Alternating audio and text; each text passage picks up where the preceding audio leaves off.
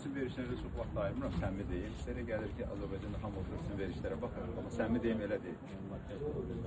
Yox, mən Azərbaycan mediasına baxıram, Azərbaycanda profesional media da var.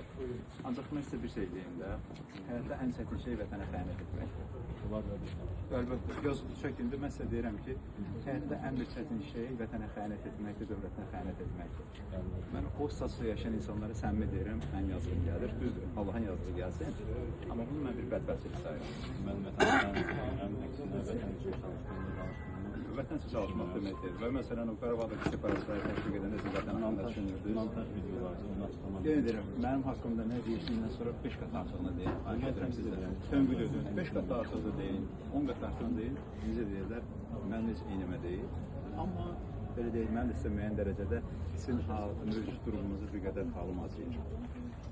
Mən də istəməzdim, amma 100 minlərlə Azərbaycanın Almaniyada sığınacaq alır. 100 minlərlə yox, rəqəmlər genişlətməyəcək. 100 minlərlə deyil, 10 minlərlə deyil, 10 minlərlə deyil.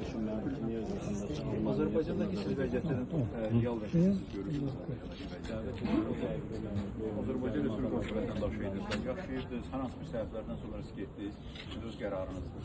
Ona görə də həyatda sizin haqqınızda baş verən və bilməyən hadisələrə görə Azərbaycanı günahlandırmaq bu düzgün deyil. Mənim bir səbəbləri özünüzə də axtaracaqsınız. O zaman dəvət edin, təhlükəsizliyi yaradır. Azərbaycan Respublikası vətəndaşısınızsa, biz hər bir Azərbaycan vətəndaşını dəvət etməliyik ki, sizin öz qərarınızdır. Cinayət işi var, istintaqla əməkdaşlıq edin, cinayət işinə cavablarınızı verin.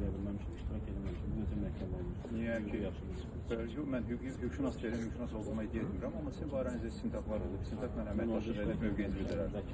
Amma siz bunun müqabilində siz nə edirsiniz? Misal üçün, Azərbaycanda kimi gördünüz, təhqir etmək, şantaj etmək və s.